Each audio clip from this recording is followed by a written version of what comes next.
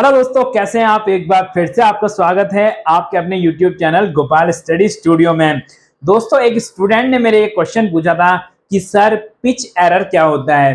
तो दोस्तों, pitch error आज मैं बताने वाला हूं। जैसे कि दोस्तों आपको पता ही होगा कि पिच किन किन चीजों में पहले होती है, ये आपको जानना जरूरी है। तो आपको पता होगा नॉर्मली जो आप स्क्रूज लगाते हैं वहां पे थ्रेड, जहां पे भी थ्रेड्स होते हैं या गियर के टीथ होते हैं, तो वहां पे आपने पिच ये वर्ड सुना होगा।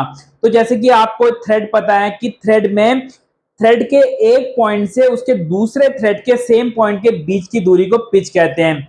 वैसे अगर मैं बॉल स्क्रू की बात करूं, जिनका नॉर्मली काम होता है लीनियर मूवमेंट करना, जो भी हमारी एचएमसी, वीएमसी या कोई भी एसपीएम मशीन में मूवमेंट करना होता है, इधर वो टेबल को, स्पिंडल को, तो वहां पे बॉल स्क्रू लगाया जाता है, जो कि नॉर्मली इंडक्शन या फिर सर्वो मोटर की मदद से मूवमेंट होता है।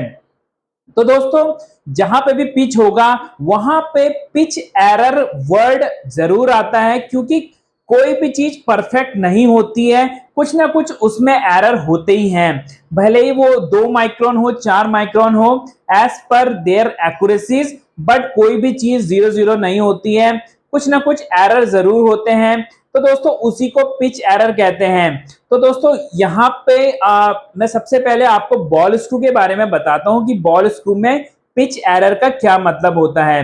तो दोस्तों, जैसा कि आपको पता है कि बॉल स्क्रू का काम होता है एक पॉइंट से दूसरे पॉइंट में लीनियरली मूवमेंट कराना किसी भी टेबल को, वर्क पीस को। क्या होता है कि जब हम कोई भी कमांड देते हैं, सपोज मैंने कहा कि बॉल स्क्रू को मूवमेंट करना है 100 mm, बट होता क्या है दोस्तों, वो 100 mm के बदले पर्टिकुलर उस पॉइंट पे हो सकता है वो 100 से 2 माइक्रोन कम मूव हो जाए, मतलब कि 100 पूरा ना जाके वो 100 से 2 माइक्रोन कम या ज्यादा, या सपोज 1 माइक्रोन कम या ज्यादा जा रहा है।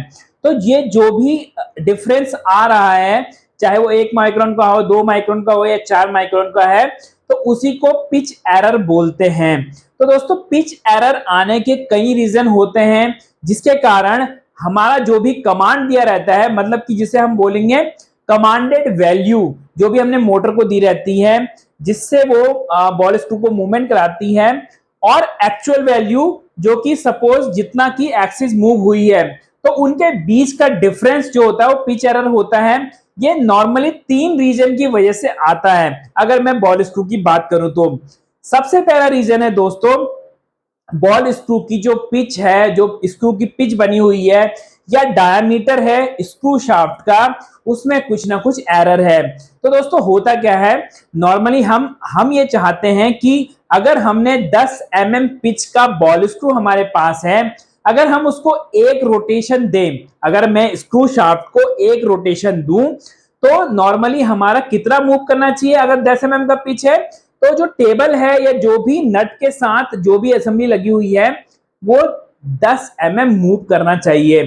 तो बट डायमेंशनल एक्यूरेसी इतनी होने ना होने के कारण, क्योंकि हो सकता है कहीं ना कहीं पिच में बिल्कुल परफेक्ट 10 mm नहीं हो, कहीं ना कहीं ऐसा हो सकता है 2 माइक्रोन नीचे या ऊपर हो सकती है, या फिर 3 माइक्रोन 4 माइक्रोन ऊपर नीचे हो सकता है। तो वो जो हर एक थ्रेड में आपको बिल्कुल एक्यूरेसी ना होने के कारण वो कई बार क्या होता है कि वहां पे मूवमेंट थोड़ा बहुत कम ज्यादा होता है। तो वो मूवमेंट अगर कम ज्यादा होगा, तो जाहिर सी बात है जो आपकी एक्चुअल पोजीशन होगी वो आपने जो कमांडेड पोजीशन दे रखी है उससे मैच नहीं करेगी। तो वहां पे एक रीजन तो ये है एरर आने का। दूसरा रीजन दोस्तों ये होता है, जैसे कि हम बॉल स्क्रू का अलाइनमेंट करते हैं किसके रिस्पेक्ट में, कि वो गाइड से बिल्कुल पैरेलल हो। अब तो दो चीजें दोस्तों, एक तो वो टेबल के बिल्कुल सेंटर में हो, जो भी उसकी हाउसिंग है, बॉल स्क्रू की माउंटिंग हाउसिंग है, नट बिल्कुल सेंटर पे हो टेबल के, जो भी उसकी माउंटिंग हाउसिंग है, साथ में ही वो एलएम गाइड्स या जो भी कन्वेंशनल गाइड आपके पास लगी हुई हैं, जो लीनियर मूवमेंट में हेल्पफुल रहती हैं। तो वहां पे बिल्कुल उसके पैरेलल वो असेंबली होनी चाहिए, जिसके लिए हम बॉल स्क्रू का नॉर्मली अलाइनमेंट करते हैं। बट कहीं ना कहीं बॉल स्क्रू का अलाइनमेंट बिल्कुल 0 0 में तो होता नहीं है, उसमें कुछ ना कुछ एरर होते हैं, 10 माइक्रोन, 20 माइक्रोन, 15 माइक्रोन। तो इस तरीके के उसमें हाइट में आपको थोड़ा सा एरर मिलेगा, और ट्रांसवर्स डायरेक्शन में मतलब कि दूसरी डायरेक्शन में भी आपको थोड़ा बहुत उसमें एरर जरूर मिलेगा। तो उसकी वजह से होता क्या है, अगर देखिए आप सीधे चल रहे हैं, अगर आपको सपोज सीधे 10 mm जाना है, और अगर आपको 10 mm आप सीधे ना जाके क्या हो रहा है, हल्का सा तिरछा मूव कर रहे हैं, हल्का सा उस पाथ से थोड़ा सा डेविएट हो रहे हैं, जो कि हम कह रहे हैं उसकी अलाइनमेंट में एरर आने की वजह से बॉल स्क्रू की होता है। तो उसकी वजह से क्या होगा, जो आपकी डिस्टेंस है, आपको जाना तो 10 mm ही था, बट सीधे ना जाने की वजह से थोड़ा सा उसमें जो एरर हुआ है, उसकी वजह से एक्सिस या तो कम चली जाती है या फिर कभी कभी ज्यादा भी मूव कर जाती है। तो इस तरीके से ये एरर होता है।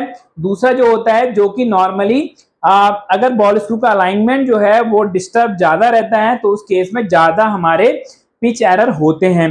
तीसरा जो बड़ा रीजन है दोस्तों, वो होता है जब हम प्री टेंशनिंग करते हैं। तो नॉर्मली होता क्या है दोस्तों, जो बॉल स्क्रूज होते हैं हम उसमें प्रीलोडिंग करते हैं एंड पे, बेयरिंग आपने देखे होंगे दोनों एंड पे, जहां पे भी फिक्स टाइप का सपोर्ट रहता है, वहां पे दोनों तरफ से लोडिंग होती है, और बॉल स्क्रू थोड़ा सा स्ट्रेच होता है जब भी हम लोडिंग करते हैं।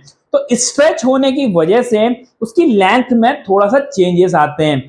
जैसे कि आपने देखा होगा, अगर बॉल स्क्रू सपोज 2000 mm का है, तो जो स्ट्रेचिंग होती है प्री लोडेड से, तो वहां पे 10 माइक्रोन, 20 माइक्रोन, 30 माइक्रोन की हम लोडिंग करके रखते हैं। तो उस जो लेंथ में चेंजेस आते हैं, उसकी वजह से भी पिच एरर डेवलप होते हैं। तो दोस्तों ये तीन बहुत ही इंपॉर्टेंट हैं और मोस्ट कॉमन फैक्टर हैं जिसकी वजह से पिच एरर आता है।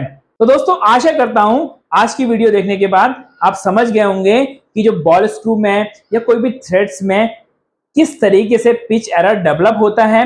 नेक्स्ट वीडियो में हम आपको बताएंगे कि किस तरीके से आप सीएनसी मशीन्स में अगर आपने बॉल स्क्रू यूज कर रहे हैं, तो वहां पे कौन से पैरामीटर्स को आप एडजस्ट करके पिच एरर को कम कर सकते हैं, ताकि आप कोऑर्डिनेट या जो भी कोऑर्डिनेट जो पोजिशनल एक्यूरेसी है जो आप अचीव करना चाहते हैं वो कर पाए। दोस्तों तब तक के लिए दीजिए इजाजत। नमस्कार, जय हिंद, जय भारत। पढ़ेगा इंडिया तभी तो स्किल बनेगा इंडिया।